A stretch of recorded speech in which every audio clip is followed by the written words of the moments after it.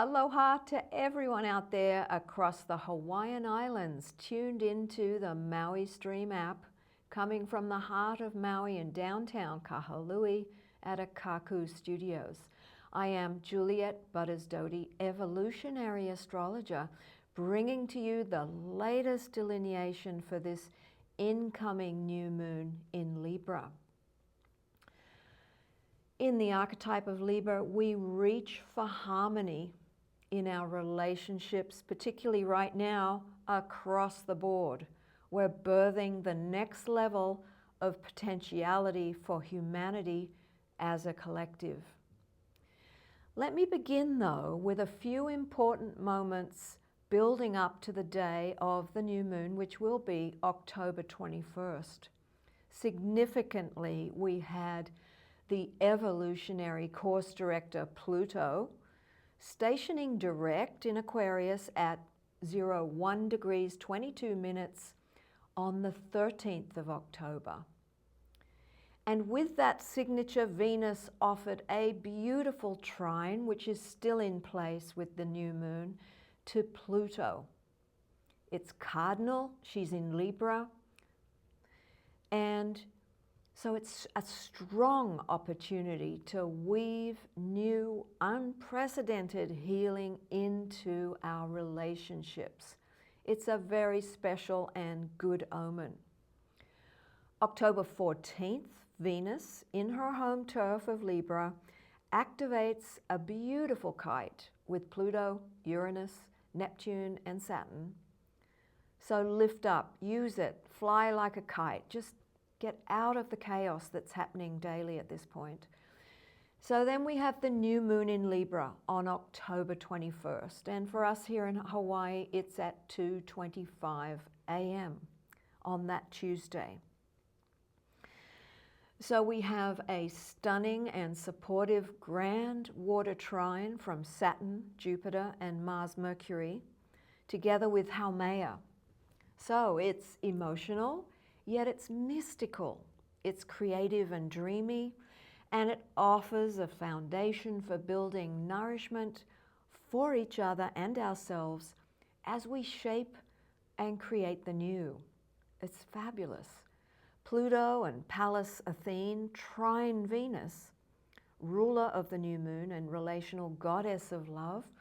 Pallas Athene brings in an incredible focus, so we're emboldened by the transformer, Pluto, to stand in a higher level of relating, which is Venus. Also on this very day of the new moon, it's a particularly powerful new moon, this one.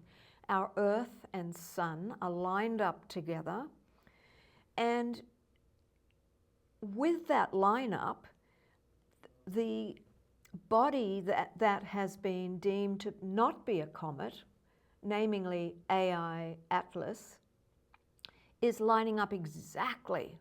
It's beautiful, it's unique, and it's bang on with this new moon. Isn't that interesting on the 21st of October? There's a new relationship birthing for humanity. There's a lot on the internet about this AIAtlas, by the way, and it's about christening this moment together with 17 other comets that just happen to be in our galaxy right now. Yep, I said 17 other comets.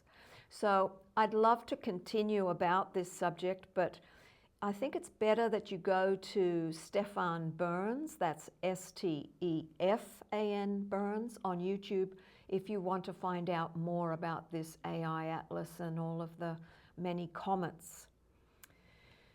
So I'm going to begin about this period of time, this chapter that we're in, which is all part of the new moon, with a preamble to create a holistic framework so that you may better understand and grasp just why the planets have behaved the way they have this year. Quite simply, we are being prepared.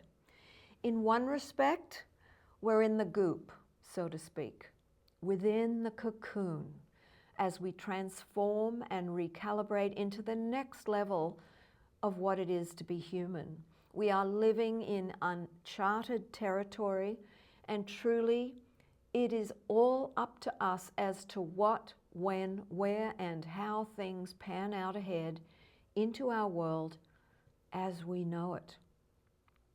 Each and every choice point counts. Don't think for a minute that your little life doesn't affect anything. You affect everything. Pluto has stationed direct, as I said, as of the 13th of October, and with this shift, we will find some relief as the weeks and months move ahead now. We walk with a stride, more able to free up aspects of ourselves that have laid dormant now, ready for expression. And remember, I said last time with the full moon that Pluto is only going to be moving 3 minutes throughout the whole month of October, so he's very intensely emanating his agenda right now. So it's as if we've been immersed in an intense compression like none other for months now, as if in an internal descent. Just like being beneath an imposing French press, the plunger has descended upon us. Some have felt flattened, others even ground down in a quest to uncover and rediscover the pure essence of the self within, discovering what's true and what's not true. So it is a path of no return, even as the planets have their agenda. And specifically, Neptune's agenda in his retrograde phase, thus far in Aries, has asked us to dissolve and let go of any fear or self-doubt, revealing the warrior within us that's needed for the years to come. The next day after this new moon in Libra, on the 21st, the 22nd, Neptune will move into the archetype of Pisces. Again, he's been there for 14 years, which he rules Pisces, and so the sense of dissolution is going to really increase. We are being asked to relinquish everything, to soften, to be more compassionate. Hint, there is a divine higher will in play here that seeks to override our lower wills, our little wills, which explains the continuous encouragement all this year and last to let go and surrender. And remember, it does make us feel disorientated. It can create fatigue. It can create confusion. It can create the desire to just numb out. Okay, so Saturn is in Pisces and right next to Neptune, firmly committed to a decisive path, urging us all to completely reinvent ourselves. The Lord of Time is adamant that we discard outdated narratives, traditions, obligations, and feelings of guilt, allowing you to uncover your true essence. So there is an agenda going on. So Saturn loves a project that demands effort and focus. So the objective here is to transcend the noise and chaos in order to forge and shape a new construct of faith, together with trust in the universal soul of humanity, which is more than crucial now. I think you'd all agree with me there. He wants us to craft within and interlace with alchemical threads of your heart's tender, most deepest soul desire, so that you may soar free and get on with your life. Pluto has forged for months now our regenerated soul's posture, embedding in your stance the harmonic of fortitude, crafted from a renewed majesty and magic that can only be found in the stillness of your very core. So go there, Keep going there and retrieve your soul's purpose. It is there deep in the depth of your heart, ready and awaiting your request for greater expression.